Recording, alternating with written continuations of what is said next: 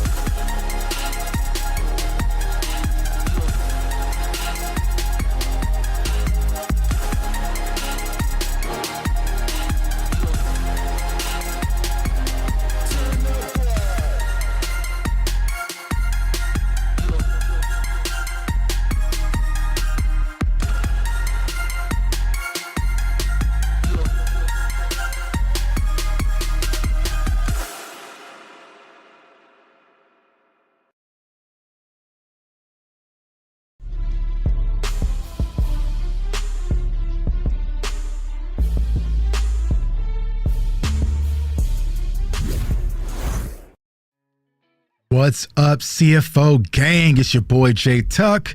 Real Cowboys fans, stand up. Yo, today, it's a good day for Cowboys Nation. I just feel the energy. Like, do y'all feel that energy? Like, hold on. Y'all feel that? Y'all feel that? That is energy amongst Cowboys Nation.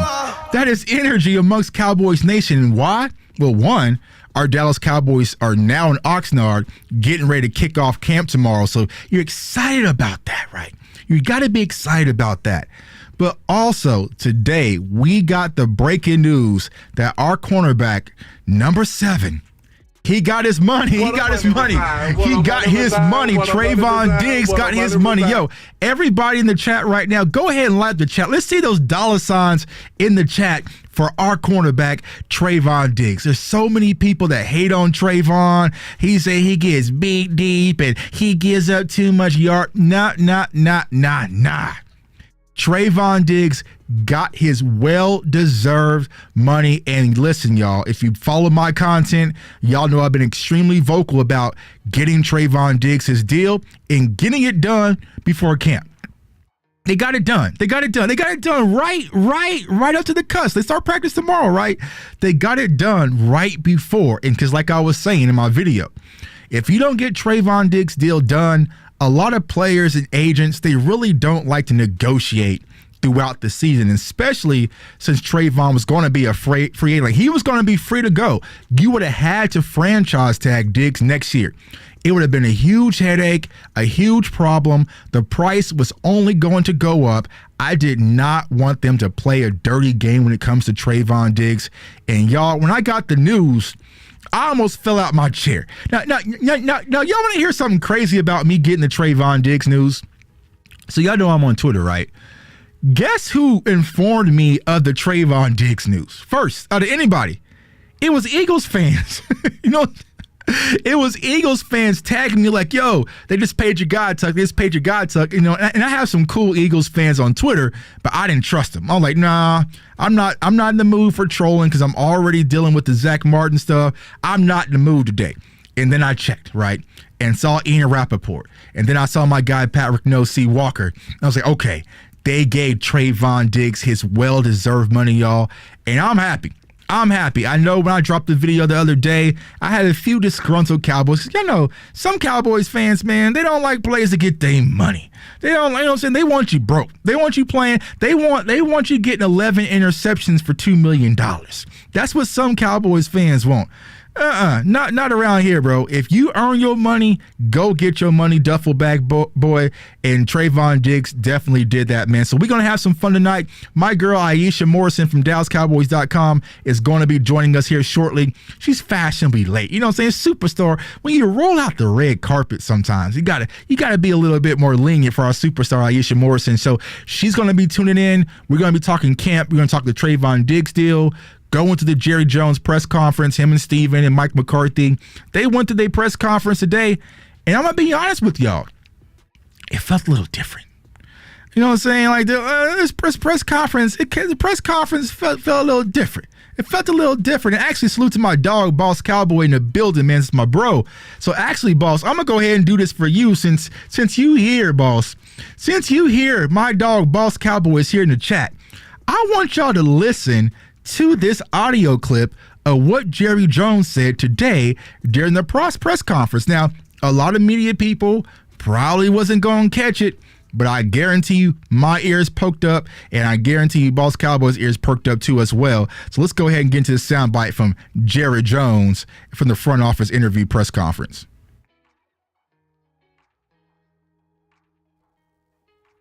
That it was not so much about what Kellen wasn't. It was about what Mike is.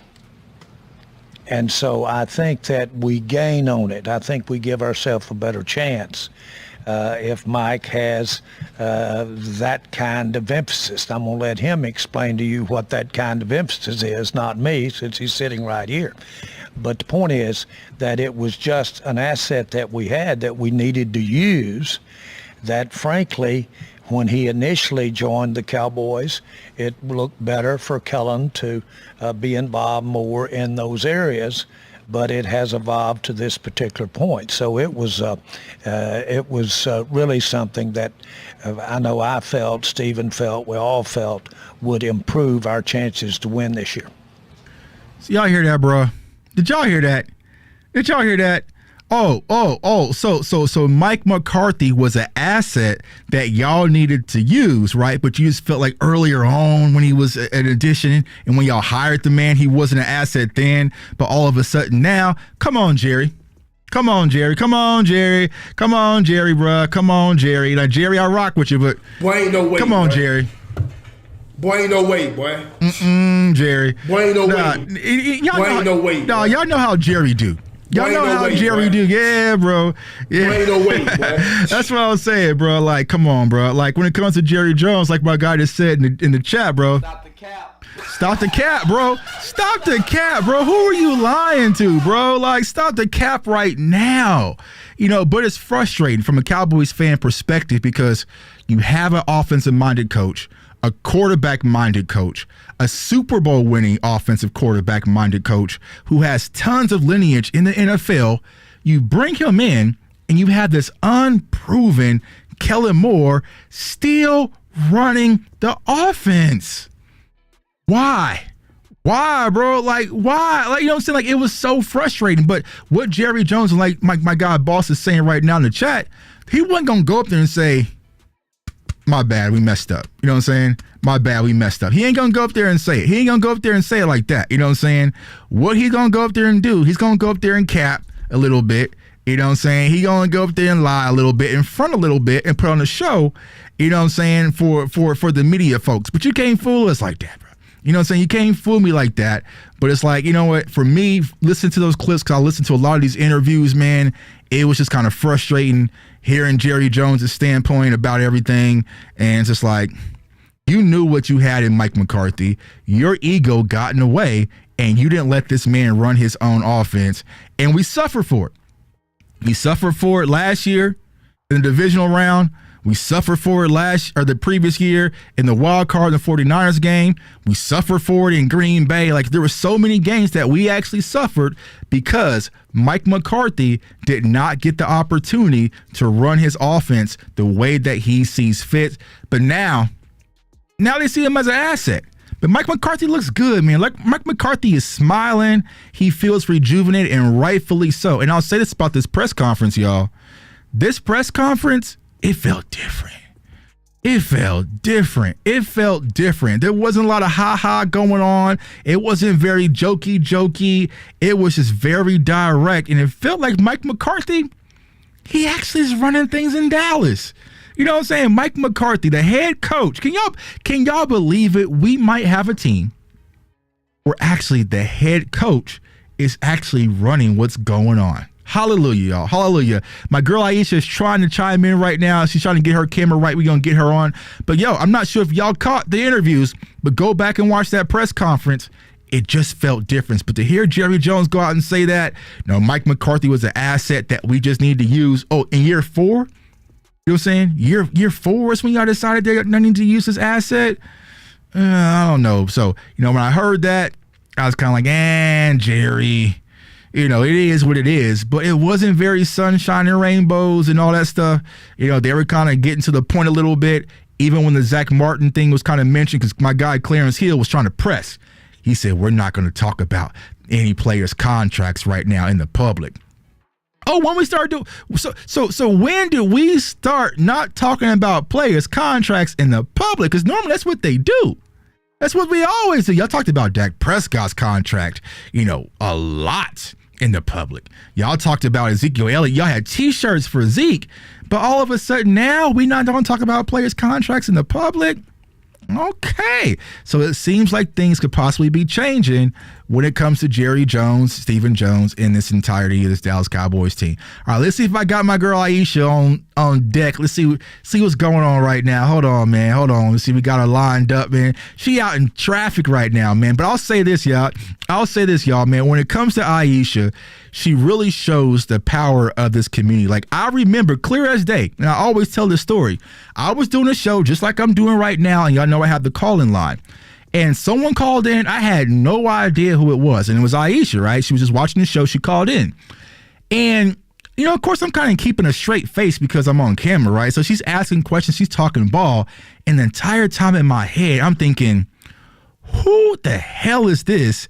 This girl is talented. Go find out who that is. You know what I'm saying? Go find out who that is. And here who it is Iisha Morrison from DallasCowboys.com out in traffic. What's going on with you, sis? You can see me? Yeah, we can see you. Why wouldn't we be able to see you?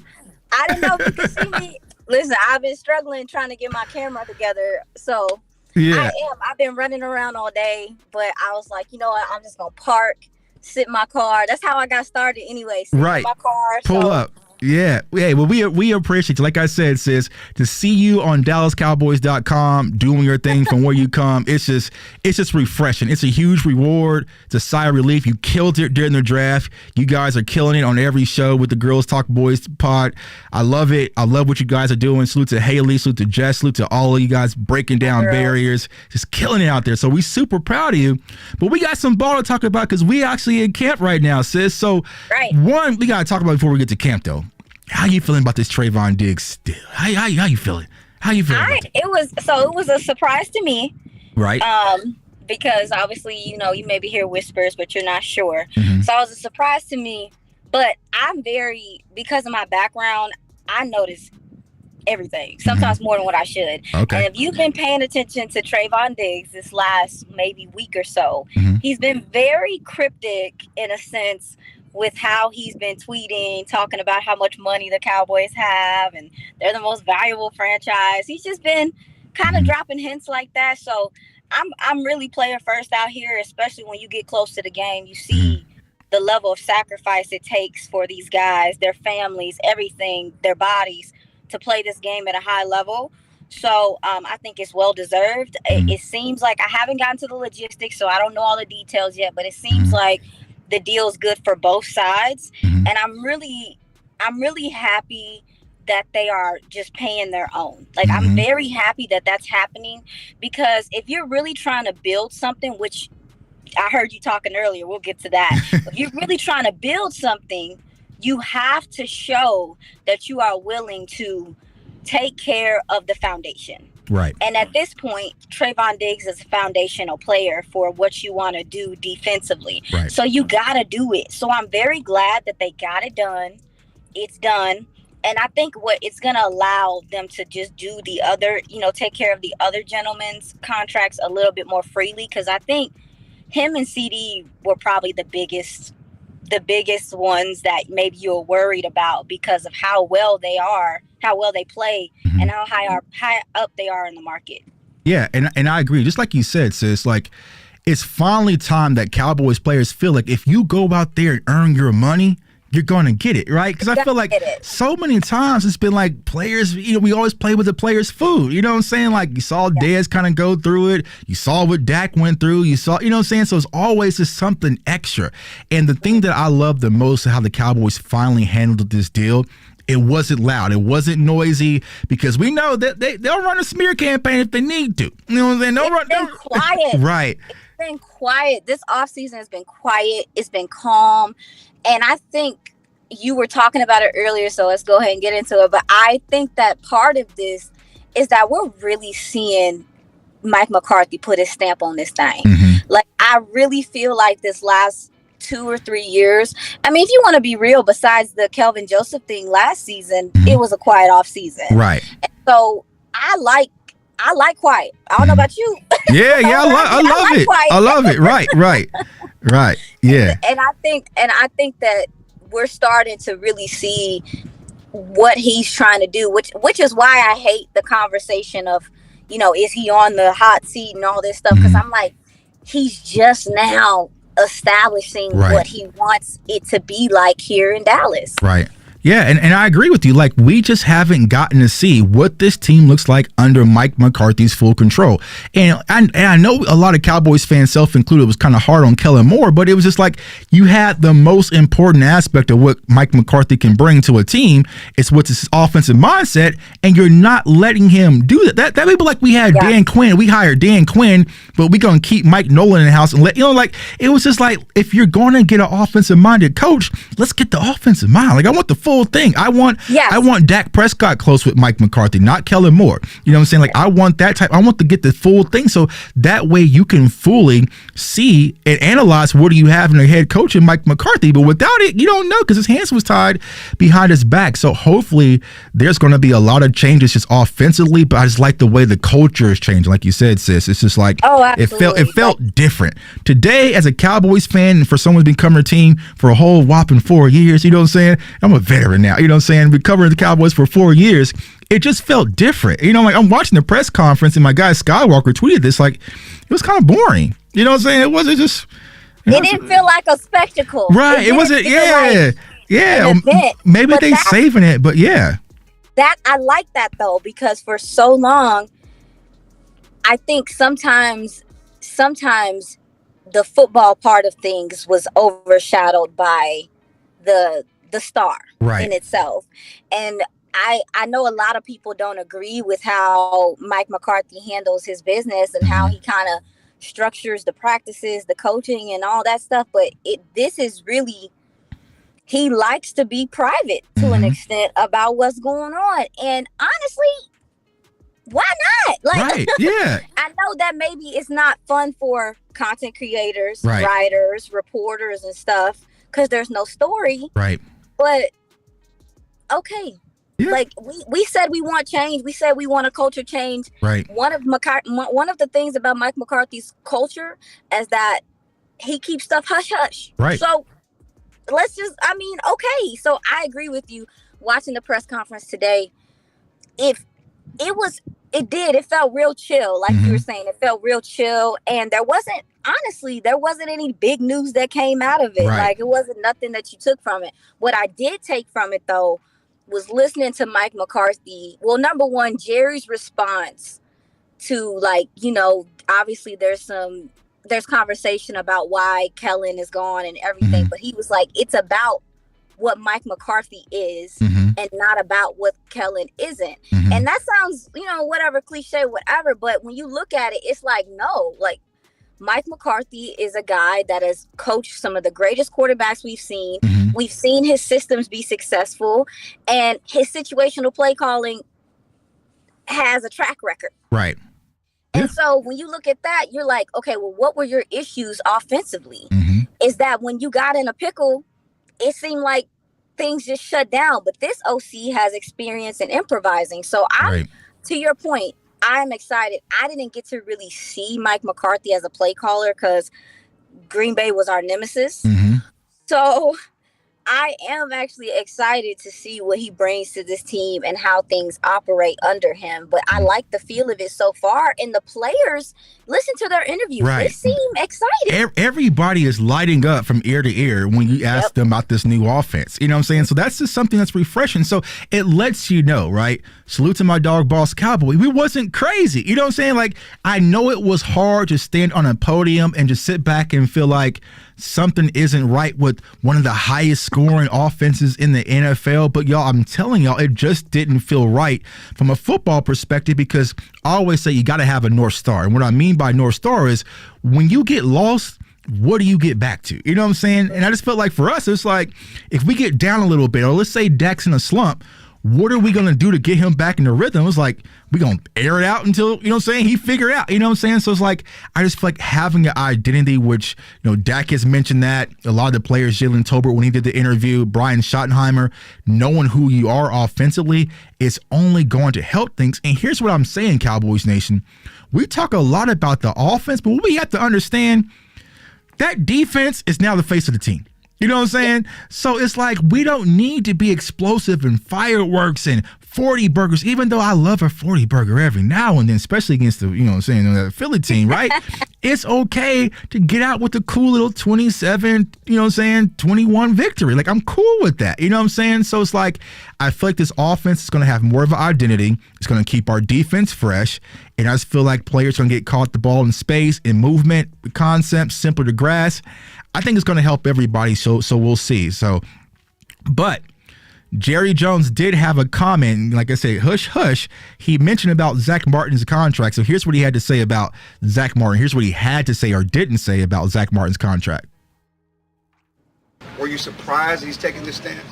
I'm just not going to discuss anything about any of our players' agreements, but we certainly have great communication with, frankly, everybody. And so not necessarily any surprises at all, but we won't be discussing any of the football business aspect of this thing with any public comments. Yeah, I'm going to start clearance of the 4-star.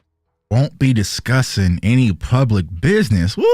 Is that Jerry Jones? Is that all right? You know what I'm saying? Hey, man, listen. I'm for it. Me too. I'm for it. Yeah. I love it. I'm really careful about talking about these gentlemen's money. Right. But I think that response also too shows some of the respect that he has for even Zack Martin, Mm-hmm. Just as far as like, because I heard Brad Sham talking on 105 about the fact that, that if Zack Martin is doing this, mm-hmm. he must feel strongly about what's going on. I will say, I feel like they should be okay.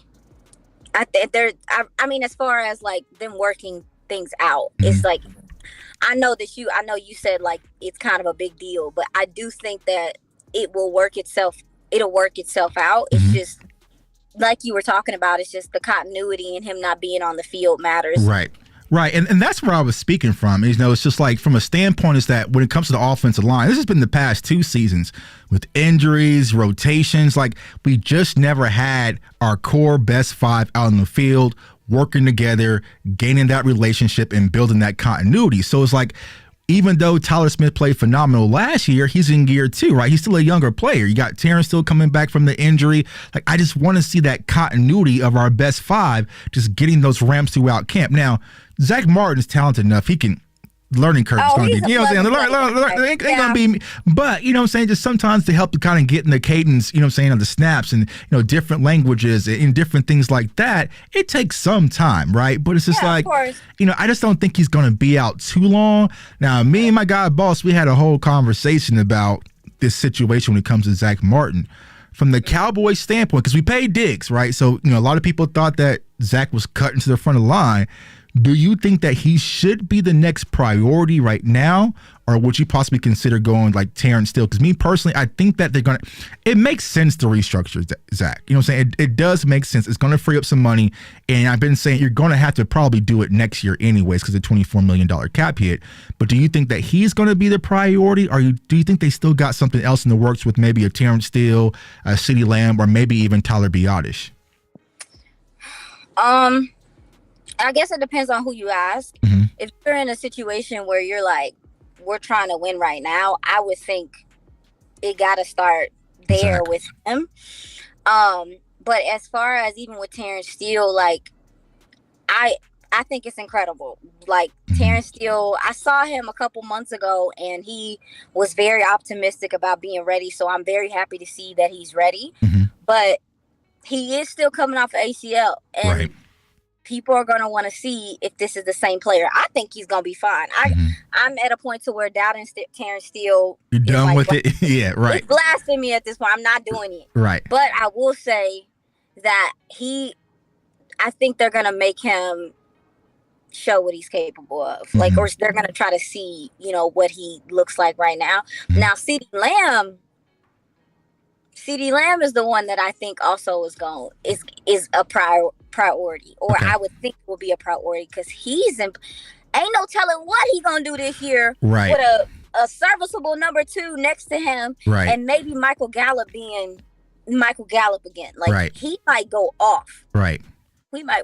And I was even talking about that earlier before we started the show. It's like also you got Justin Jefferson. Kind of wait, you know, and that was my thing, right? Because I know with Trevon Diggs, I wanted to at least beat AJ Terrell.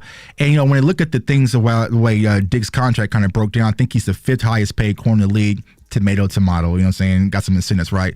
But it's just like, if you let Justin Jefferson go out there and set the market, CeeDee Lamb's going to want something comparable. So once again, I would say be proactive. But I just think the Cowboys, with this 5th-year option that they have available to use, they might kind of sit back on CD a little bit, though I wouldn't. I feel like it's a risk. You know what I'm saying? Me personally. Yeah, he's going to break the bank. Yeah, he's going to break the bank. And I feel like the easiest way to let it happen and make it a smooth transition is you got to swipe the pin with Dak Prescott first. Because that's going to. That's fair. That's fair. Because once you do that, you'll be able to. It's going to free up things for you. Right. It's all difficult because it's so contingent on, you know, what things look like offensively. Like, because a lot of people are like, well, we got to see what Dak does in this offense, because if he doesn't do well, then there's no excuse. I don't know what would make people think he's going to be worse. I don't know. You know. I don't get it. Like, I don't understand why anyone would think that with a simpler offense, he would be worse. Right. Given the fact that, like, I mean, you saw the 3rd down percentage thing where he's 2nd in the league, you know, behind Patrick Mahomes. Right. Mind you, these are 3rd and 5 pluses, 3rd and 10, because you remember how bad the Cowboys were on 2nd down. Yeah. Oh, right. Right. And so I'm just like, I don't know. I just feel like he if you listen to him and you see how his interaction has been, he has confidence in what they're going to do offensively. So I don't know why people wouldn't think he may ball out too. Right. And that's the one thing that Mike McCarthy even said. He was like, when he's talking with Dak Prescott and they're having a conversation, it's like, if you don't like it, let's get it out. Let's get it out. You know what I'm saying? Like, do you like the call? You know what I'm saying? What works for you? And so I feel like, once again, this is going to be Dak's offense just as much as it's Mike McCarthy. And like I said, Mike McCarthy, y'all, he's been with Montana. He's been with Favre. He's been with Aaron Rodgers. Like, I want him with Dak Prescott. So he knows what quarterbacks like, what they don't like, how to get them back on track. He's talked about moving the pocket with play action, him and Schottenheimer. Like, I just think it's going to be better off for Dak where he's not just doing too much. I just felt like Dak, just even last year, it was just too much. And I remember, sis, when we had the offense under Cooper Rush, right, they're talking about how simplistic it was. And they had to dummy things down a little bit and get to the run game, right? And then Dak was like, I kind of learned a lot from that. And I thought that was going to carry over. And it carried over for about a game or two. And they said, nah, bro, go back to doing you. You know what I'm saying? Go back to doing you. Check. You know what I'm saying? So it's like, I just think the simplified offense is really going to help Dak Prescott, our young wide receiver core, and everybody involved. So I'm excited to see about it. So, gearing up for camp, sis, we got a lot to talk about. So Zack Martin, so if you had to kind of gauge, when do you think he shows up? You know what I'm saying? Do I need to pick up Zack Martin when I come out there Monday? Do I need to drive, you know what I'm saying? And put him, put him in the whip with me? Like, when do you think that we might just finally see Zack Martin out there in Oxnard? So obviously this week, I would hope that they were working to try to find a middle ground this week, because next week the pads come on. So This week is important, but it's a lot of, I don't know, walkthroughs and stuff like that, hand waving, all that stuff. They got the mushroom helmets on and stuff. Yeah, but shut up.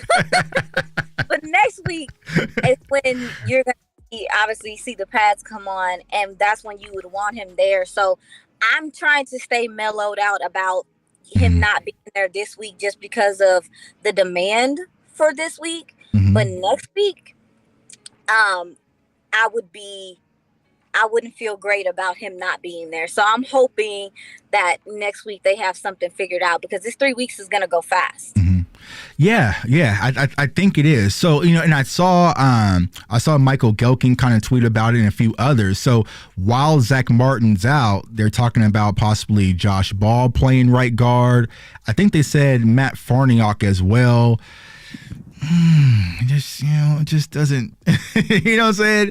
Like, you know what I'm saying? It just doesn't feel without Zack Martin. And we talked about the left guard spot, if Tyron was to be out and possibly Tyler Smith playing left tackle, and maybe you have your Chuma Udogos or Matt Farniok kind of fill in for there. But, at the right guard slot, Josh Ball, Matt Farniok, Asim Richards. So I know you were very high on Asim Richards coming out of the draft. So tell us a little bit about him. And do you think he can be a guy that he might transcend maybe year one as a quick learner that can play, cross train and be guard / tackle? Yeah, I mean, Asim Richards, when you go look at his college tape, me and Vach were just talking about it earlier.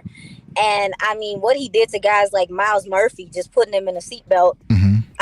The gentleman, one thing I liked about him is that he really understands his anchor is good, but he understands, once he gets in front of a pass rusher, the play's kind of dead from there. Right. He stays in front of guys very well. I was more so looking at his hands, and I feel like once he gets a little bit more power in his hands and his striking, that he would be fine. So I think that he's a guy that can come in and make a difference. And he also, too, when you see him in person, he kind of does have that Tyler last year build, where Tyler still was NFL ready in a sense with his body, but it wasn't. But he wasn't the phenom he is now. Because you've seen Tyler lately, his neck swollen and stuff. Right? Yeah, he been on weights. But Steve Richards is Asim is a guy that has some flex at tackle, and I know they mentioned on the draft show that they were going to maybe be trying to give him some work at guard. But another guy that I think should be in the mix and should be in the conversation is TJ Bass. Yeah, I'm a guy out of Oregon. TJ Bass, he has some grit to him. He has the versatility you talk about. But I really just like that he's hard-nosed and he's not afraid. And at minicamp, it's minicamp, but he got some formidable reps there. So I wonder if he's a guy that they're looking at it possibly. But Matt Farniok, TJ Bass, and I know you mentioned Josh Ball. This is me. I don't think that Josh Ball has NFL level power. I don't. I don't see it. I haven't seen it yet.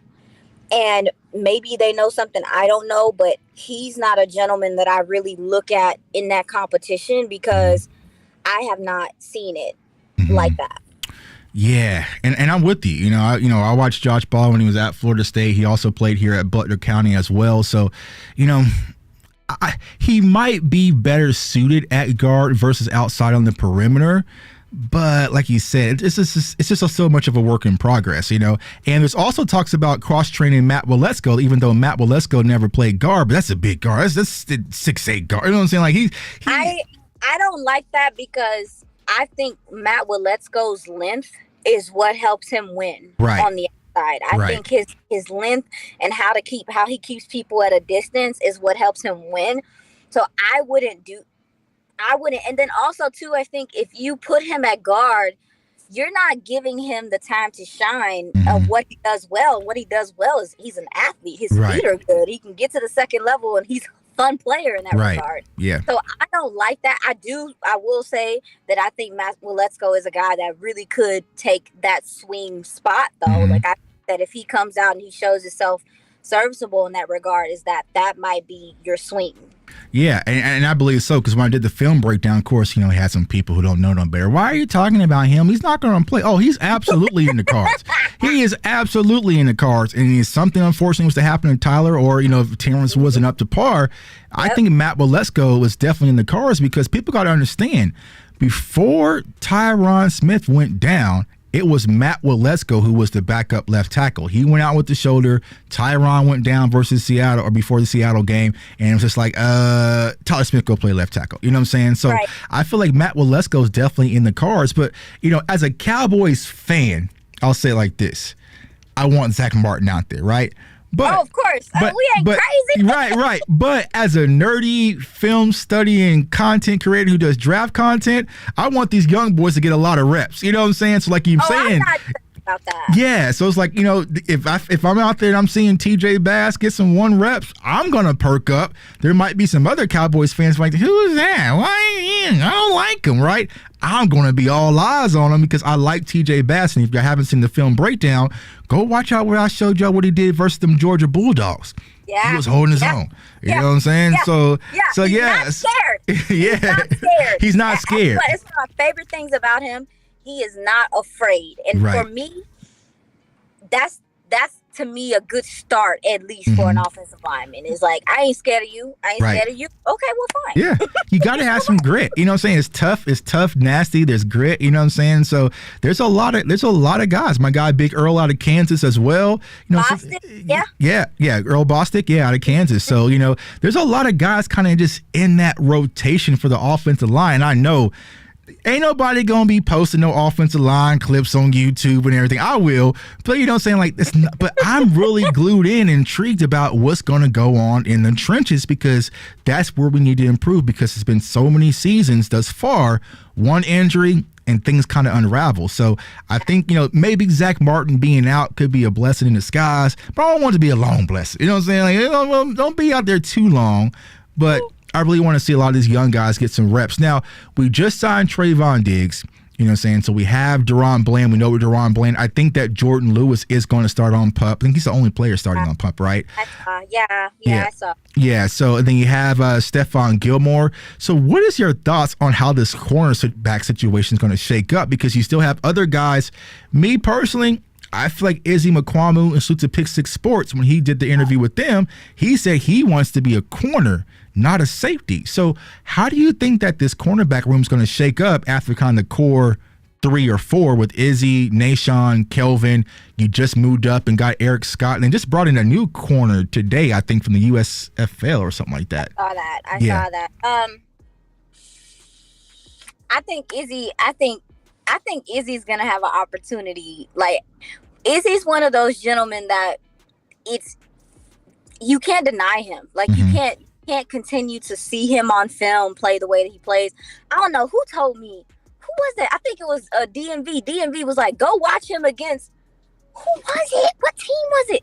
He told me to go watch him against, like, it was the Lions or the Bears. It was someone early in the season last year, and he ended up playing because J-Ron Curse was out. And you watch that game, he's everywhere. Right.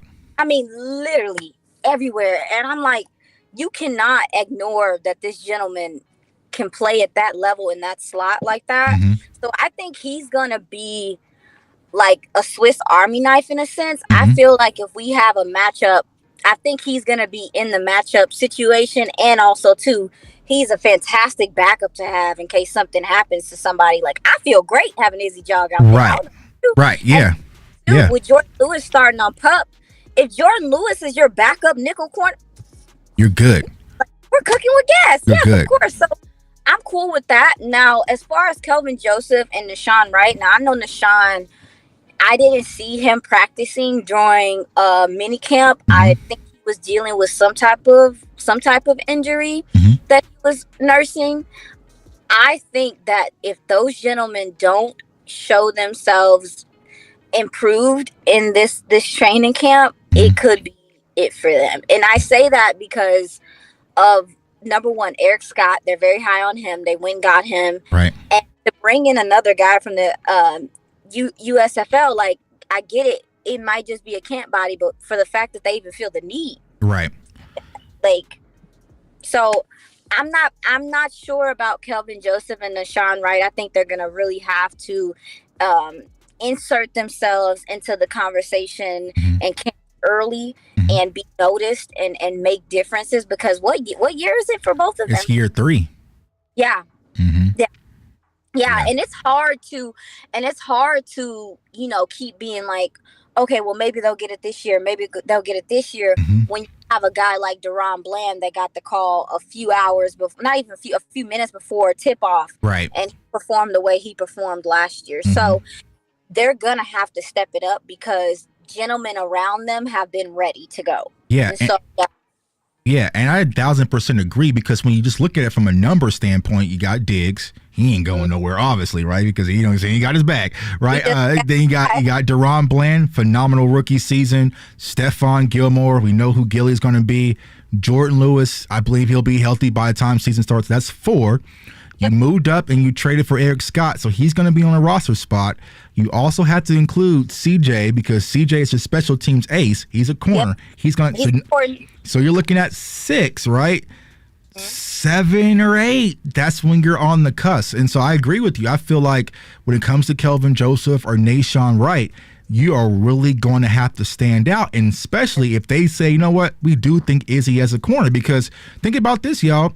Who played corner in the playoff game? It was Izzy McQuamu. So when Jordan Lewis went down, Anthony Brown went down, they tried to lean towards Kelvin Joseph and Nashawn Wright, and didn't work out. They were calling Trevon Mullins and Xavier Rhodes. They was calling everybody. I think they called me. I just didn't pick up, right?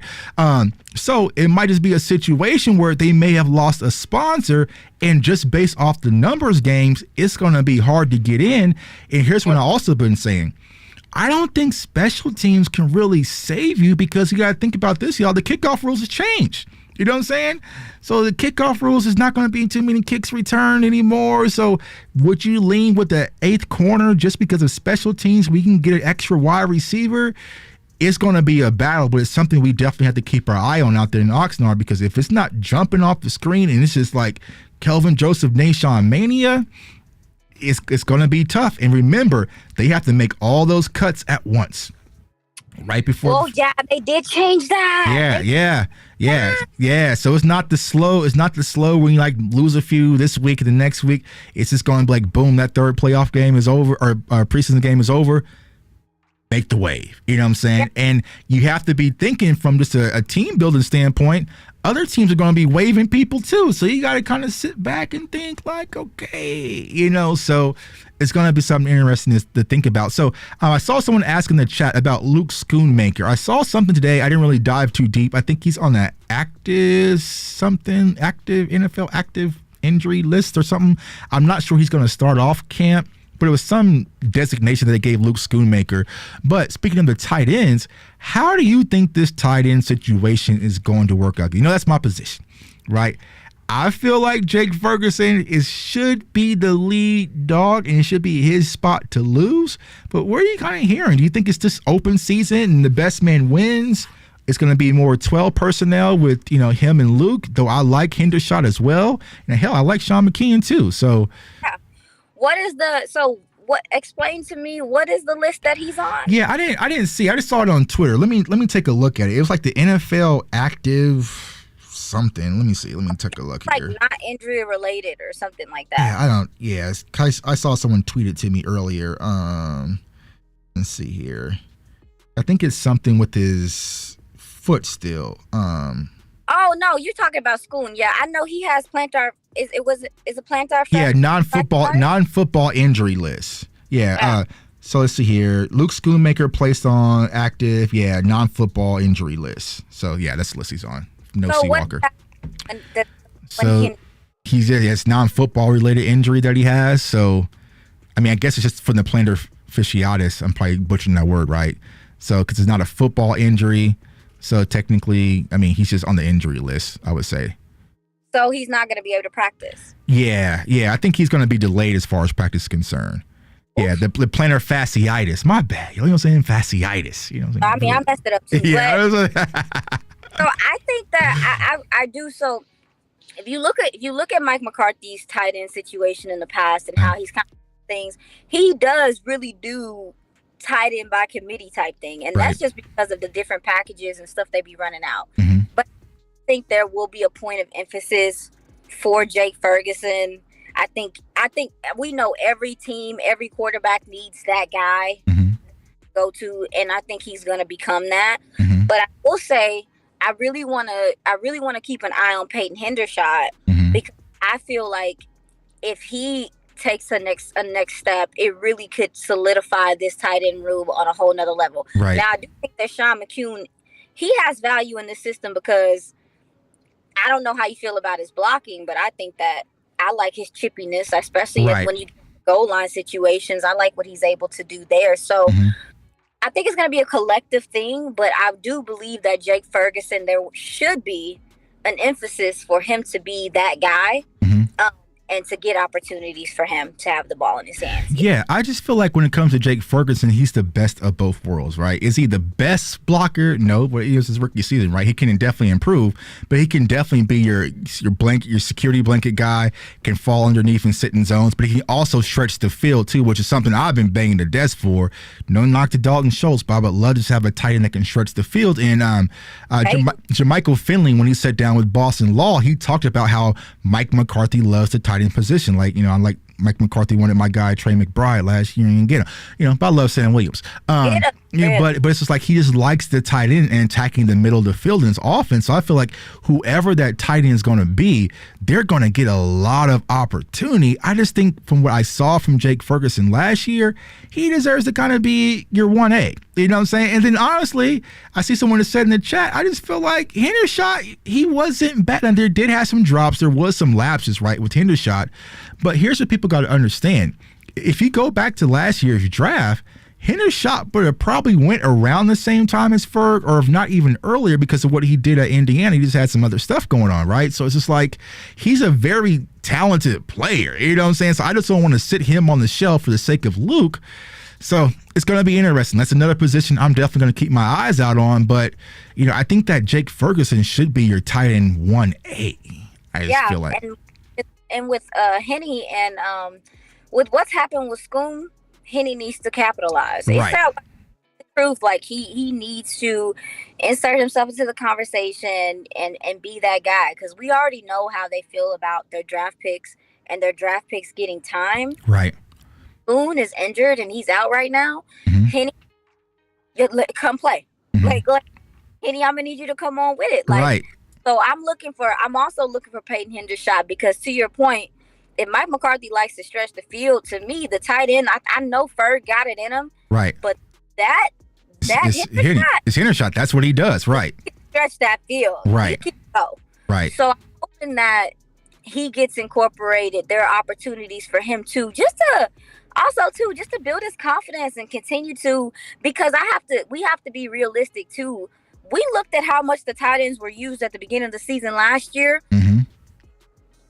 Where did that go towards the end of the season? We saw a flash of it in Tampa and never again. That was it. You know, like that was it. You know, we saw that wheel route from Jake Ferguson. I got all excited, and Kellen Moore said, I'm taking my talent to LA. I'm done. You know? So you gotta also think like these guys, they need consistent touches. Right. Because there's a such thing as like, we can sit up here and act brand new all day and act like players don't get disinterested or right.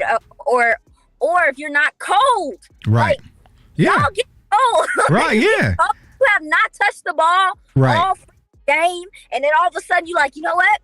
hey, we got tight ends, don't we? Right. Go out there. Yes, you do. Right. Yeah.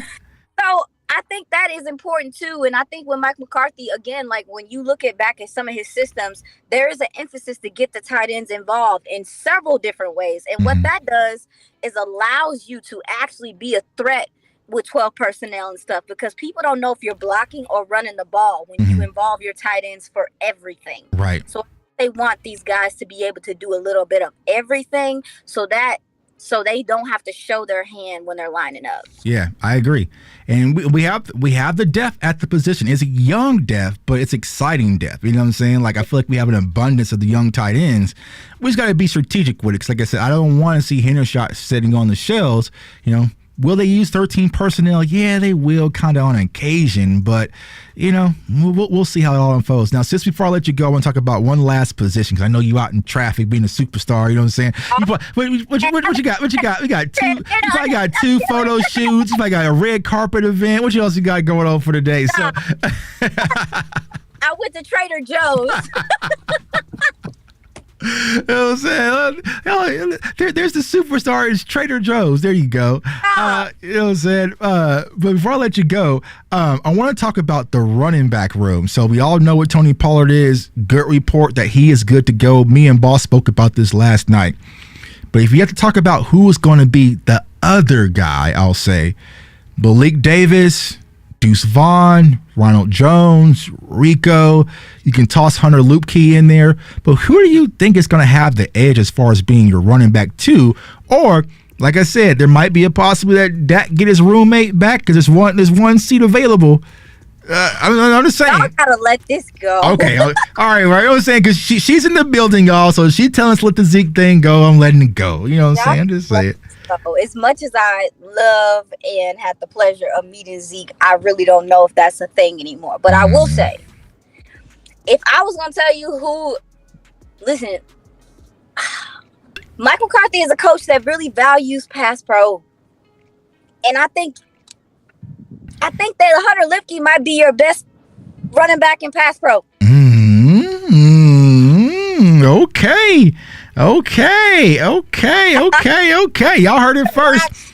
Now I watched him very closely. Number one, Mike McCarthy said something during his presser during minicamp, and he said we are obsessing over pass protection as a running back room. And I think that was something that kind of flew under the radar, and I was like, obsessing is a word. Okay, I'm gonna keep that in my pocket.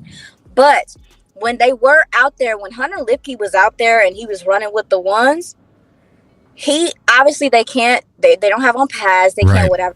He has pop. He in pass pro, you can tell that he wants people to know, hey, you're not about to just gonna be able to run up here and hit my quarterback. Right. And I love that about him.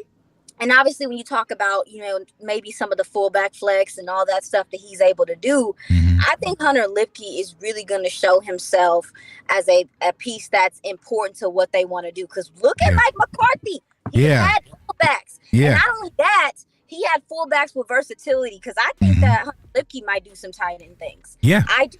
So he's the wild card, but I will say it is going to be difficult to not see how much faster Deuce Vaughn is than everybody else.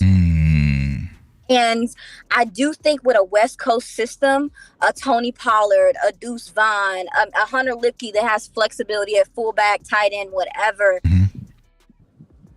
I think those gentlemen will work for what they want to do offensively, getting in space and stuff like that, bubble screens, all that stuff. Yeah, that's their game. But I will say that Malik Davis, they're going to give him a chance to show himself as that guy. And so we saw some good runs.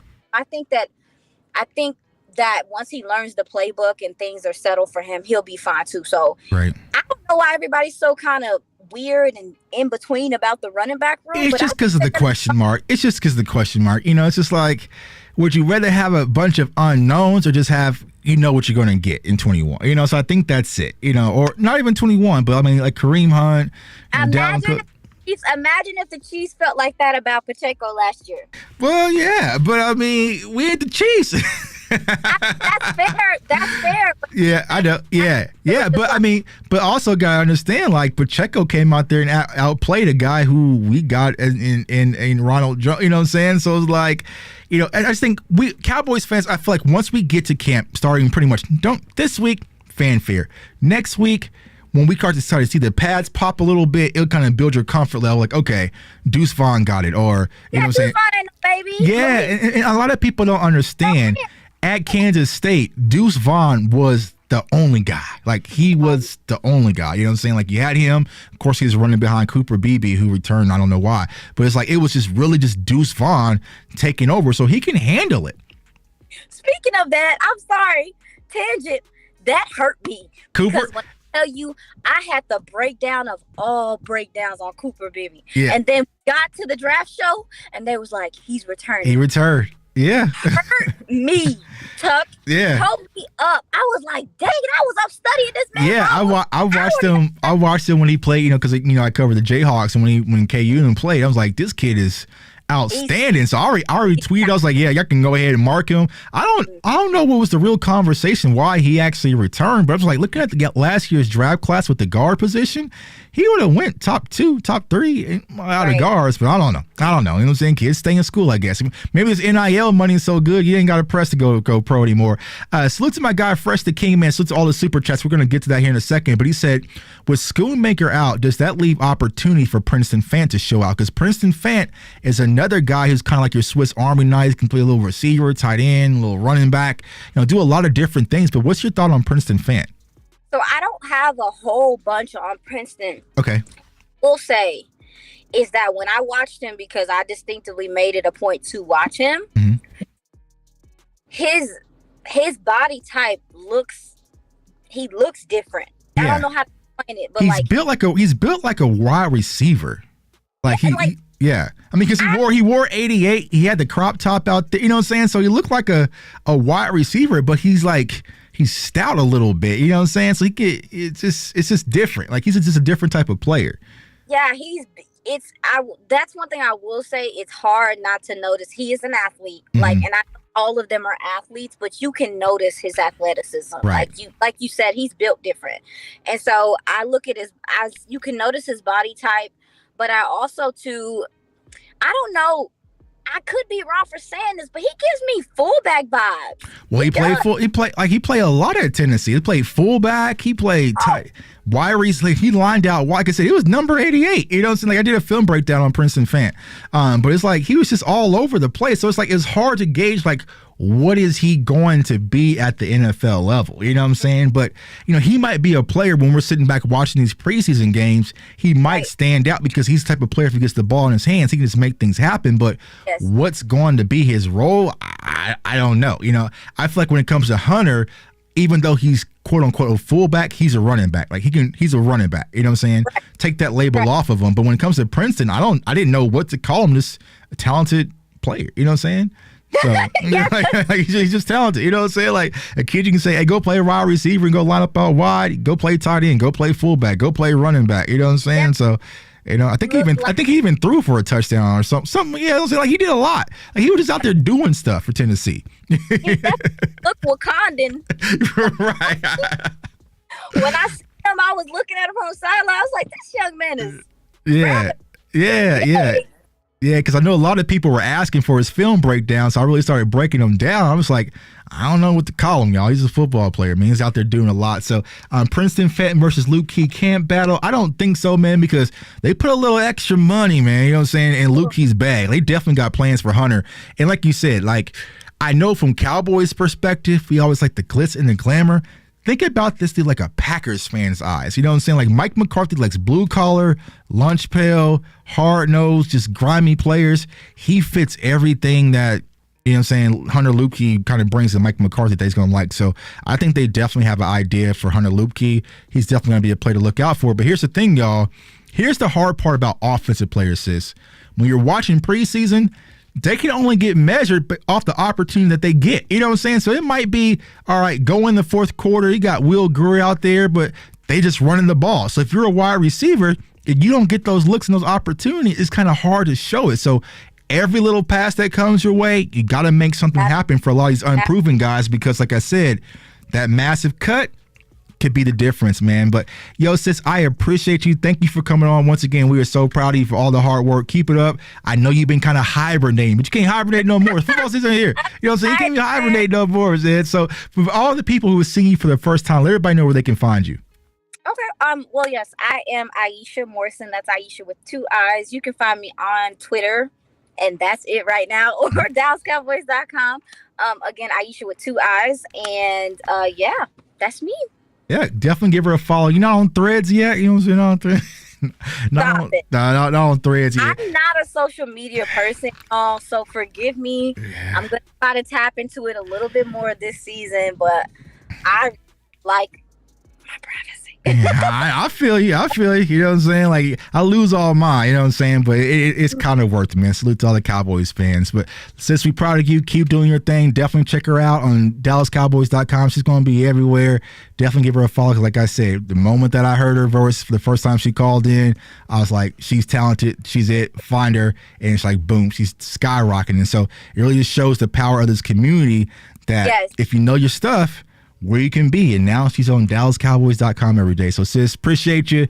Do your thing. Stay safe out there in traffic at Trader Joe's. Sign all them autographs. Appreciate you. Bye, y'all. Right. Peace. Bye. All right, y'all. That is Iisha Morrison from DallasCowboys.com. Definitely give her a follow. But, yo, we having some fun, man. I see some comments in the chat. I want to make sure I get to all y'all comments. You know what I'm saying? Let's see here. We got a lot of people rocking with us. So we're going to have some fun, man, because I know a lot of people, y'all excited about what's going on with Trevon Diggs. So we're going to do a little overtime. I'm going to do a little overtime today. And what I'm going to do right now is give y'all the opportunity to jump on the show and call in on the phone line. So let me get the phone line set up. And we're going to keep this ball rolling, man, because I got Trevon Diggs. What money reside? Yeah. My boy Trevon Diggs got paid. He got that bag, man. So salute to Trevon. But I'm going to turn on the phone lines, let y'all call in real quick, talk Cowboys football, because like I said, they're going to start practice tomorrow. Can y'all believe it, man? Can y'all believe it? We actually going to start football practice tomorrow.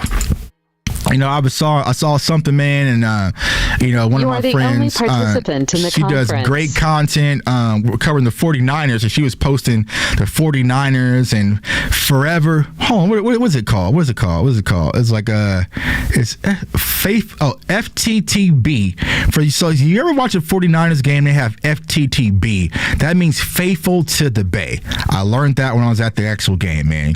But I had PTSD, you know what I'm saying, seeing all that 49ers stuff, because I remember walking out that stadium in January, ticked off, rain, cold, because we lost again to the 49ers. But here we are about to kick off another NFL season, and I cannot be more excited, man. So salute to everybody in the chat. Salute to all the super chats. Iisha doesn't have a YouTube channel. She's on the biggest channel, which is the Dallas Cowboys. So go to DallasCowboys.com or Dallas Cowboys YouTube channel. You'll find her and Jane Slater and Haley Sutton and Jess.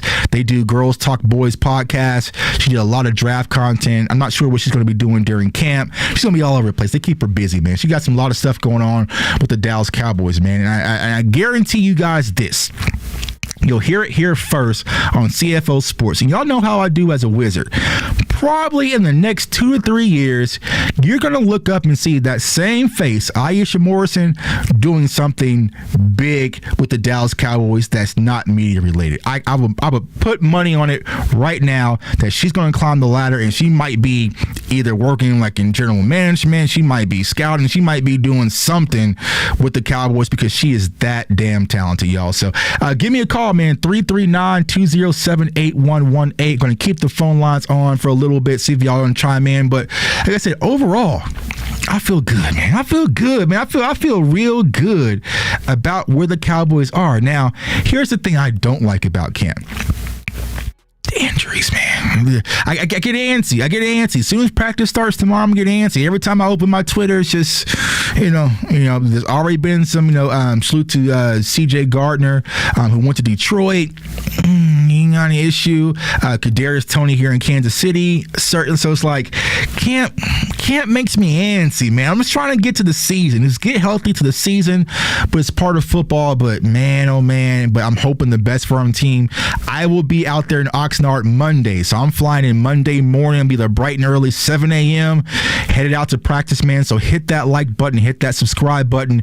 Going to be doing a lot of content, man. I got so many shows and videos and stuff and guest appearances lined up next week. I need like a manager, because I'm saying, like, I'm kind of confused on all these dates, right? But I'm gonna do a lot of shows, a lot of content. I'm gonna be out there at Oxnard getting y'all coverage. Now here's the thing. Me personally, this is just me, Jay Tucks. I'm not speaking on behalf of anybody, because I get asked this question a lot. Tuck, will you be live streaming the practices? For me, it's a no, because sometimes I'm a Cowboys fan, y'all. I gotta remember, like, even though we do media and content, I'm a Cowboys fan, and there might be things that my team doesn't want people to see. You know what I'm saying? So it's like, I'm not going to be live streaming the entire practice, or I'll get clips. We'll get clips. We'll go over things, but I'm not going to sit there and be streaming the entire practice for everyone to see, because there might be stuff that Mike McCarthy don't want everybody to see, and I'm just not going to, you know what I'm saying? And plus, I want to be able to enjoy it and enjoy my eyes, take my notes, and really watch the game of football. You know, some content creators like to walk around and get different angles, man. So to my guy Skywalker and Vaj, we're probably going to be at the bleachers just watching like this. I'm just going to be out there posted, watching my rookies, watching my undrafted guys, watching the tight ends, watching the running back, who's starting who, what formations. And then I'll come back on after and I'll tell y'all what I saw. If you ain't subscribed to the channel, you ain't going to get my thoughts. You know what I'm saying? I'm not going to be posting it everywhere like I normally do. If you follow me on Twitter and not on the YouTube page, you're probably not going to get much camp insight from me. Everybody who subscribes to the channel, who follows us here, the CFO community that really supports what we do here, you are going to get everything camp-wise. Everybody else can get it later. So I see a question. Tuck, who gets signed next? This is the magical question, man. If I had to guess, I would say Zack Martin. I would say Zack Martin's going to get done first, because the Zack Martin thing, here it is, y'all. As crazy as it sounds, and here's why I really don't understand the frustration, even though it might just be Zack Martin wanting to be the highest paid. We are going to have to restructure Zack Martin regardless, because he's going to go against $24 million next year against the cap. So we have no choice. So they're going to restructure. It's probably going to be a simple pin swipe. How much would that be for and how long? Because I think that's the tricky part when it comes to Zack Martin, is how long do you extend? Because if you continue to restructure, and for those of you who do not know, restructuring is just saying, I'll pay you later. I ain't got the money now, I'll pay you later, right? And you don't want to be paying Zack Martin $26 million 4 years down the road. I mean, he's 32, 33, you know what I'm saying? So it's like, you know, I don't know, but they're going to have to restructure it regardless. I feel like they're going to do Zack Martin first, okay? Zack Martin will be first. Secondly, I think that the next up in the pipeline would be Terrence Steele. And the reason why I'm kind of saying these players, because if you don't get a deal done, then you run the risk of losing them. When it comes to CeeDee Lamb and even Dak Prescott, right, you don't run the risk of losing them next year, right? But Terrence, you could lose, right? Zack, you could lose. Not Zack. Tyler Biadasz, you could lose, right? So I think that those guys are kind of in the pipeline. I would say Zack Martin with the pin swipe. You get Terrence Steele, Tyler Biadasz, Dak Prescott with a huge pinstripe, and then that opens up money for CeeDee Lamb. But when would that all happen? I don't think that all gets done throughout this season. I think you get maybe the Zack Martin deal done, and maybe Terrence or Tyler done this year, and I think that's it, and then everything else will be for next year. Let's see here. Let's see. Fresh King says, thankful I'll be there for open practice. Yeah, bro. Go out to Oxnard, man. It's a good time at camp, man. Just the spirit of football. Now, I'll tell you this. Like, this week when you go to camp, it's crazy, especially go on the weekends, right? Because everybody and their mama's there. You know what I'm saying? That's why I'm going during the week when everybody's at work and the pads come on and I can really watch football. It's actually, salute to my guy, DMV Cowboys, man, because does DMV Fanatic, man. Does incredible content. Definitely definitely give him a follow. I was supposed to be in Vegas for the fight this weekend, but then I had all my homeboys, they backed out last minute on me. I'm just like, you know what I'm saying? It is what it is, right? So I'm not going to Vegas. I'm going to go to Vegas, then fly out to the camp, but I'm not going to do all that. I'm just going to fly directly from camp. And when the season starts, I know between Jalen Tolbert or Simi Fehoko, a better be ready to play football when it's upcoming season. The Cowboys can't forget it. Yeah, I agree, Ant.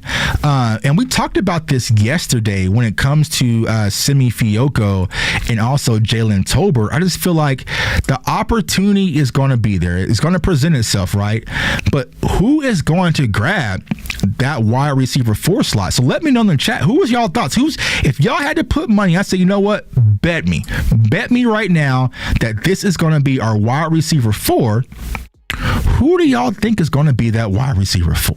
You know what I'm saying? You have Jalen Tolbert. That would be my pick. I feel like he's going to get things to start off. But Simi Fehoko is a phenomenal talent. Just haven't really gotten an opportunity yet. He had some injuries last year. Kavontae Turpin, salute to Jess Navarez. When she was on the show, she talked about Kavontae Turpin was being featured in the offense a lot. And then you also have Dennis Houston. Dennis Houston's a guy who started last year versus the Tampa Bay Bucks, and then he kind of just fell to the wayside and went to practice squad. So, when it comes to that wide receiver 4 spot, it's up for grabs. I just think Jalen Tolbert will get the opportunity to actually, take over that wide receiver 4 spot. I think it's his position to lose, but somebody could take it if he's not ready. Let's see here. Tolbert. I've seen a lot of Tolberts. Yeah, I'm going Tolbert. Yeah, I just feel like 3rd round pick last year. And if y'all think that Jerry Jones quote today really ticked me off, here's what's going to tick me off. Jalen Tolbert goes out there at camp, balls out, goes out there in preseason, balls out, and during the season, he starts to ball out. I'm going to feel like we wasted him last year, and Kellen Moore didn't simplify his offense enough so he could grasp it, right? Because if you watch the show, the interview that he did with my guy Landlord Henny in West Coast, he said he didn't play football until his junior year of high school. So he's very green when it comes to understanding the game of football. And he said when he was at South Alabama, the coach would simply come and tell him, run this route. And he would go out there, run the route, beat his man, and make things happen. So you have to know your personnel. You have to know your players, right? If I know that he can't comprehend this complicated offense, but he has God-given ability, let me simplify things to put him in the best position to win. Y'all remember in 2020, right? We had Mike Nolan rubbing hot sauce on his eyes, right? And he came out with that complicated defense. We was a 3-4-4-3 hybrid 2-gap doing everything, right? And even Jalen Smith, and I know y'all hate Jalen Smith, right? But Jalen Smith was one of our high IQ guys. He was saying, I don't understand how this works. You know what I'm saying? And from that situation, it's like when you have the complexities of our defense or our offense where players can't grasp it, they're thinking too much and not using their God-given ability. Hopefully the simplified Texas Coast offense will give Jalen Tolbert, Dennis Houston, Kavontae Turpin, Simi Fehoko the opportunities to go out there and use their God-given ability. So we shall see. Hey, we got another superstar in the building, man. My guy Kyle Human's in the building, man. Definitely give my guy a check out, man. Actually, the Dallas Cowboys media team, how many Emmy Awards did you guys get nominated for? I think it's like 17 Emmy Awards. So salute to all the incredible work that you guys do. Going to be good to see you out there. Hit me up when you get to camp. Yeah, I'll definitely hit you up, my guy, man. I'll be out there Monday morning, but salute to you guys in the coverage, man. And that's what I love the most about this Cowboys community. You guys are so spoiled. Y'all get so much around the clock coverage that other NFL teams just don't get. You know what I'm saying? Like, you can turn on DallasCowboys.com. I think live, Law Nation is probably live right now. I think my brother's The Final Word are going live right now. I'm going live. Call-in shows, Skywalker, Vosh Lombardi, DMV, you got Rome, you got so many different perspectives and so much insight when it comes to the Cowboys. It's just fun, man. It's just fun. You guys know at the end of the day, y'all see that? I'm a Dallas Cowboys hard hitter first, man. I'm a fan just like you guys, man. And so when I'm not working on my show, I'm watching DallasCowboys.com. I'm watching other content creators. Like I indulge in so much Cowboy stuff. Honestly, y'all, my wife has to tell me to turn it off. You know what I'm saying? Like my wife, he'd be like, stop. You know what I'm saying? Like, stop. Like, when I was on vacation in the Bahamas a few weeks ago, she was like, you're not watching any film. And then she was like getting dressed or something before we went to dinner, and I had my laptop out. She's like, what are you watching? I was like, nothing. You know what I'm saying? Nothing. You know what I'm saying? Like, you know what I'm saying? But it's just like, I love this team, y'all. I bleed this team. Like I said in my intro, I love this team. I'm passionate about it. I'll be out there at every game. You know, I'll be out there for our week 1 in New York versus the Giants. I'll be there week 2 versus the Jets. Going to Cali. Like, you know what I'm saying? Like, I love this Dallas Cowboys team, man. So it's all I know. So I bleed it. I was doing this before I had a channel.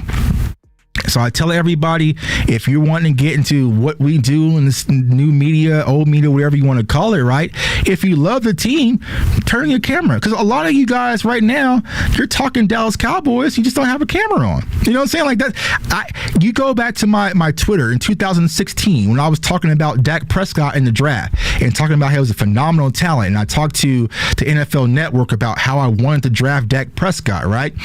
I was doing the same stuff I was doing back then. I just didn't have a brand or anything about it, you know what I'm saying? So now I just package it and doing the same thing, man. So we appreciate each and every one of you guys. Let's see here. No doubt, tons of good content all over. Get subscribed up, everyone now. It's a nation. Yeah, just like my guy Kyle says, man, it's an army. It's a full army of incredible content, incredible insight, incredible ideas. Like I said, at the end of the day, it's like we're all in the studio just coming together, putting our best ideas together, trying to win a 6th championship. That's it. I might take a little bit of Boss's idea. I might take a little bit of Kyle's idea, take a little bit of Law, sample a little bit of those C's, sample a little bit of DMV, and come up with my old idea. And maybe we can do something to push this team to where we're ultimately trying to go. And eventually, we gonna get there. We gonna get there eventually. And when we get there, it's gonna be trouble, man. It's gonna be trouble. Now I'll tell you guys this. I'll put you guys in a little secret. I have never attended a Super Bowl before, right? And I know some Eagles fans might say, he never attended a Super Bowl, but I've seen Super Bowls, right? I mean, I just never went, right? But I've always said I'm waiting on my Dallas Cowboys to go to a Super Bowl, then I will go. But y'all know your boy J Tuck, I love me some Las Vegas. So I'm already booked for the Super Bowl in February. I'm going where the money resides. I cannot turn down a Super Bowl in Las Vegas. I kicked myself for turning down one in Miami when the Chiefs went. I can't do it. So hopefully the Dallas Cowboys, I'm already booked, flight, hotel, everything. I'm gonna be out there for a full week. Cowboy Nation, meet me out there, man. We got a caller, man. Let's go see what the caller's up in the call line here. Hey, caller, state your name. Where you from? What's up, caller? Can you hear me? Caller. Check. Hello?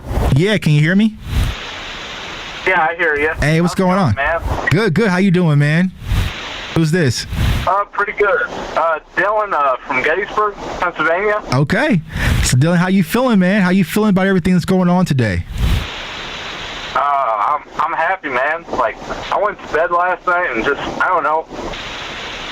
I just had a feeling like it would just come out of nowhere. Like, one of the contracts, whether it was Diggs or whoever, you know. Yeah. It felt like we were getting close to getting somebody. Uh-huh. Yeah. I just hope Dak's going to be next, so. Yeah. I mean, honestly, the Dak contract here's what I was saying today on Twitter. If we did sign Dak to extension, we could really go all in right now. You know, it's going to open up so much money if we did actually extend Dak. Now, we saw what Justin Herbert just got. Will it kind of be in the ballpark? But it shows how that market, the quarterback market, is fluctuating. I think you got Joe Burrow up, I think so. So it's like, you know, go ahead and take care of Dak, and that's going to open up so much more money. Now, will the Cowboys open up and use Dak's contract for leverage to go and get additional outside players? Probably not, because the free agent market's kind of bare right now. It'll probably be to sign our own guys like a CeeDee Lamb, you know, and kind of get those deals done. But I agree with you. I feel like Dak's contract would be the most important, and it will open up a lot of opportunity for our team. Yeah. Yeah, man. Do you think we're going to get a veteran running back, or they're going to just Yeah. Let these guys go out and try it on their own. Yeah, I think at this point, unless injuries happen, I think the guys that you're seeing, when it comes to like the Deuce Vaughn, Malik Davis that we spoke about, they're going to get the opportunity. Now, I feel like, with the running backs because you have a Leonard Fournette, you still have, I won't say 21 because Iisha said he's not coming back, right? But you also got, Dalvin Cook's out there, even though it costs a little. So you got some names out there. And so the Cowboys are sitting, let's say, after the first preseason game, and they're looking at these these running backs after Tony Pollard, and like, I'm not feeling it. Then they kind of have that insurance policy to make a move, because Stephen Jones mentioned that today in the presser, where he was talking about how they went and got Malik Hooker, kind of in camp, right? And then last year, I think they went and got Anthony Barr and also Kevontae Turpin. So, they normally kind of make additions in camp.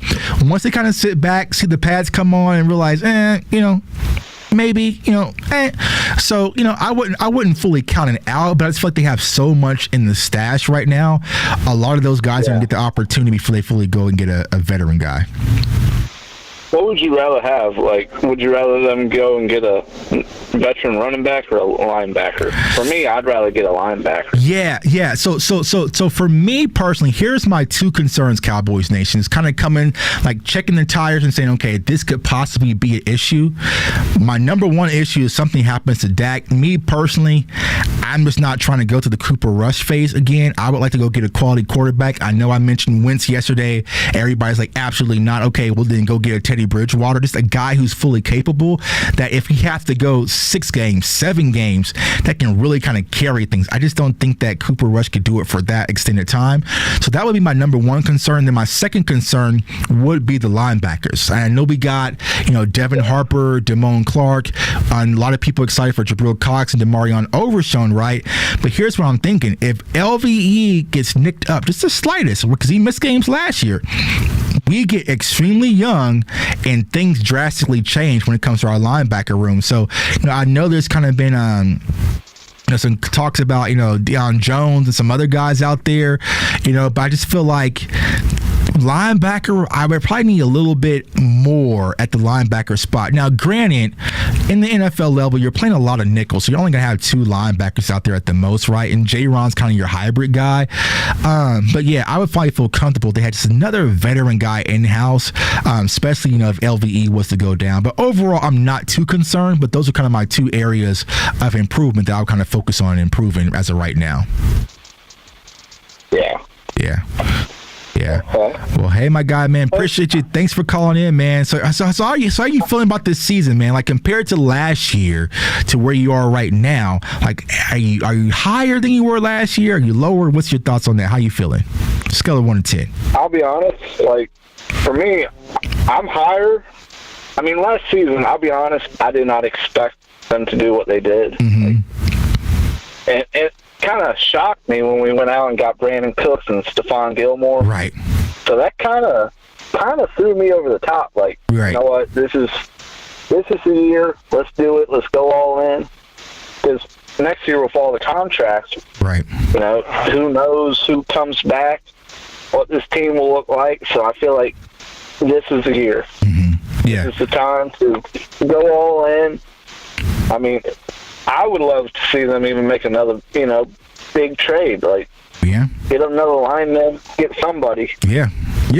And they're good. And that's when Will McClay and the scouting team really comes into play. Because, I mean, to trade, the 7th-round pick for Hankins that we did last year, they got some tricks up their bag that they can definitely use. So I just feel like, coming in from last year's standpoint, I just feel like there were still a lot of holes in our team that we didn't address, right? Because I wasn't too big on the James Washington situation. I just didn't feel comfortable with the wide receivers, even though people were trying to pump it up. But this year, I'm telling y'all, man, I'm super excited about Brandon Cooks. I wish we would have got him last year, but I feel like Brandon Cooks is going to be our wide receiver 2 this year. And then to go and backdoor and get Stephon Gilmore, I was just like, oh my God. Like I said, this team doesn't look recognizable to me right now. It's where everything's going on, right? Had a great offseason, went out, got aggressive, made moves. We signed our players quietly, got deals done. Draft was decent, not very high profile, but great quality picks. Going defensive tackle in the first round because we know that was a need. and then turning around and signing one of our most important pieces in Trevon Diggs early, it's different, man, and it feels good, man. So I appreciate it, my guy, man. Thanks for calling in. Thanks for viewing. Go Cowboys. Let's rock this season. One last thing. I just want to say I appreciate everything you do. Like, thanks, man. Appreciate I love listening to you, All Nation, Boss, Botch, Sky. Like, you guys are pillars in this community. You guys are better than ESPN, better than Fox. Like, thank you, man. Thank you. I love watching you guys. I love listening to all the insight, and it makes me a smarter Cowboys fan. Like, years ago, I didn't know half of nearly what I know now, like, from watching you guys. I appreciate everything.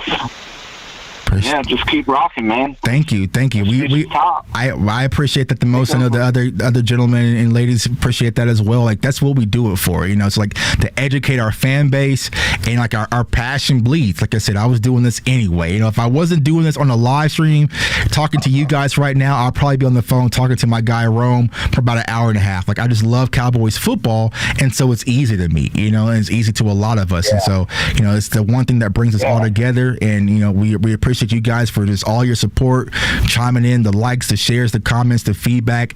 It means more than you'll ever know. And my favorite part is about to start on Monday is when I get to get out and about and meet a lot of you guys who actually support the channel. That's where my fun starts. You know what I'm saying? So I definitely appreciate each and every one of you guys. So thank you again.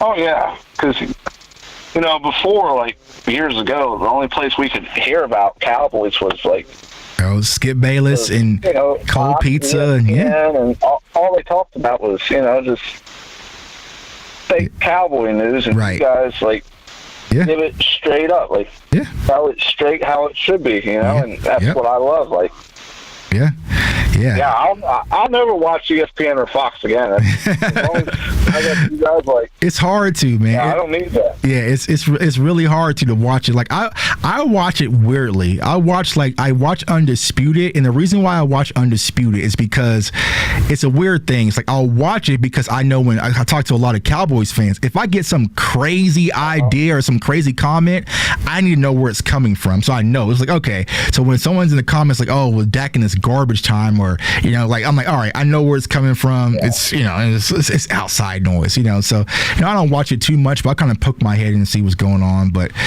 that's what we do it for, man. So you guys have so many different outlets, so many different perspectives, and everybody who you guys watch, whether it's my channel, whoever's, I can guarantee you that we all want the same things for this team to win. So one last question. Do you think, me personally, I think Trevon Diggs is a top 3 corner. I mean, I would even put him up number 2. Like, do you think he's better than Jabari Alexander? Yeah. So for me personally, I would have Trevon Diggs probably at 3. I feel like Jalen Ramsey is kind of my 1A right now. I mean, because he's just done it for so long, right? And then you can probably get into maybe like a Denzel Ward type of player. You got Marlon Humphreys as well. But Trevon Diggs is right up there. And I said in my video, I'm not sure if you caught it, but it was like, Jair Alexander got his deal after he missed almost half the season. You know what I'm saying? So it's like, I just feel like a lot of players, when you don't have that star on your helmet, you get things so much easier than anybody else. Like look at it right now. Like, and I love Sauce. I met Sauce in Vegas. I got to interview Sauce Gardner. Great kid, phenomenal kid.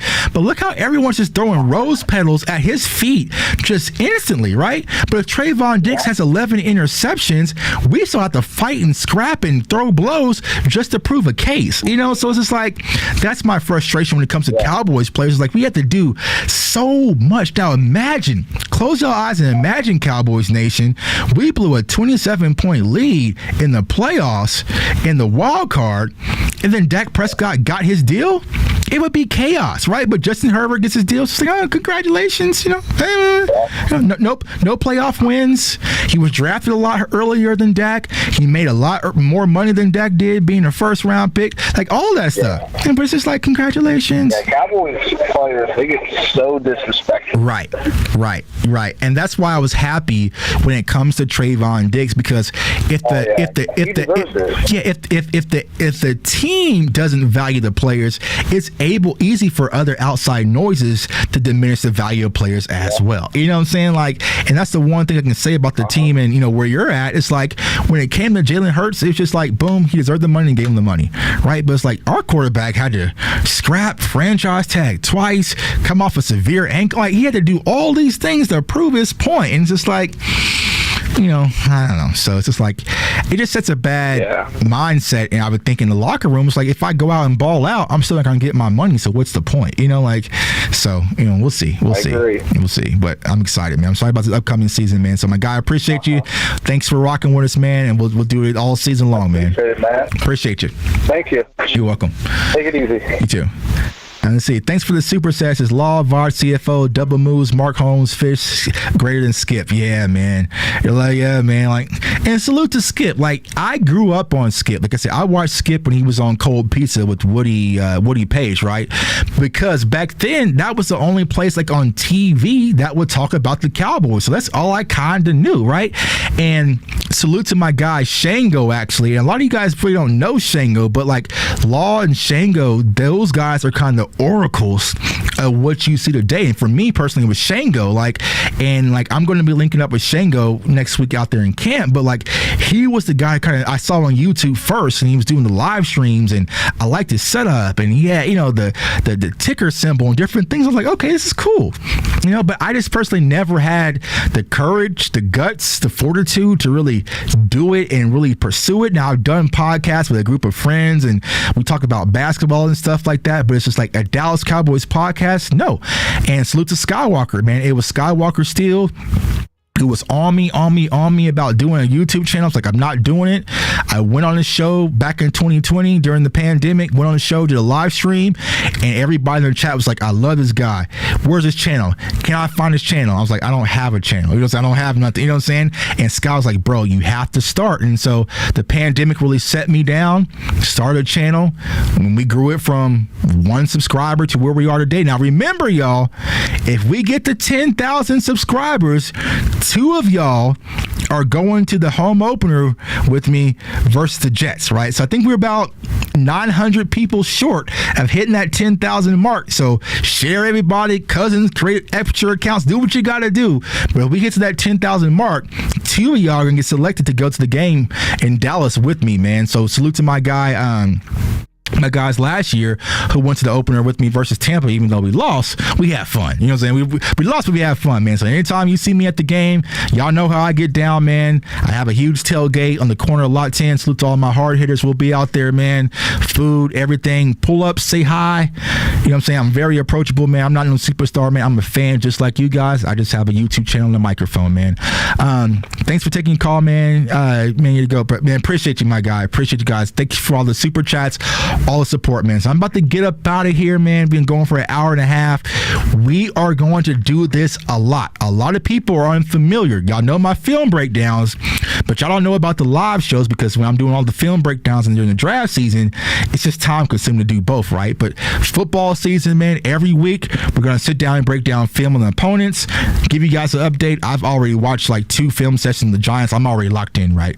Already locked in on the Giants, right? But we're going to do film breakdowns. We're going to break down the Giants offense. We'll break down the Giants defense, weaknesses, strong points, everything. Live shows, bring on guests and reporters from their side, talk things out all week.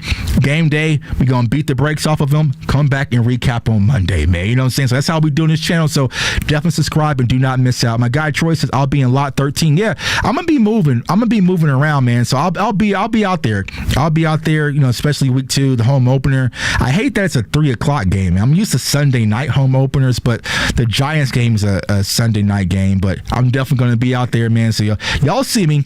It's easy to spot Jay Tuck at the games, because in my section where I sit, I'm the only person standing up. So you can find me, man. You don't need no binoculars or nothing, man. You can just look over and see me, because I'll be the only person probably in my area. Me and my mama, only people up there standing up, cheering on the Cowboys nonstop, waving towels, going absolutely crazy. They probably call security on me 4 or 5 times throughout the course of the game, but I know the security guards, some of the security guards actually subscribe to the channel. They're not going to kick me out, so you're just wasting your time telling them, man. So I appreciate everyone, man. Hey, listen, Cowboys Nation, don't let anyone ruin your fandom. and I say this a lot, but listen, you're going to have a lot of people saying, oh, Cowboys fans always believe it's their year, right? Well, so does a New York Giants fan, right? New York Jets fans are believing, like everybody believes it's their year, right? Cheer for your team. Support your team. Get rowdy for your team. It's okay to be a passionate fan. Don't let anybody tell you otherwise. Now, you have to be logical, right? You have to be logical and sensible, right? But still, man, don't let no one take your fandom away. Don't let anyone take your pride away. We don't do that in this channel. We respect our opponents, but we fear nobody. I don't care who we playing. You know what I'm saying? I don't care who we playing. We're going to respect them. We're going to break down film. We're going to analyze it. We're going to break down, find weaknesses, strengths. But on Sunday, I don't give a damn. It's game time. Lace them up and let the best team win, man. So it's going to be a fun season. Hopefully, everyone across the NFL, not just the Cowboys, have a safe camp. No severe injuries, any more severe injuries. I'll be out there next week, but we still got shows lined up this week. So turn that notification bell so you do not miss out, man. I want everyone to stay safe. Stay blessed, stay encouraged, and Trevon Diggs. What a money resign. What a money resign. Yeah. What a money resign. What a money resign. Salute to getting your money. Peace, everyone.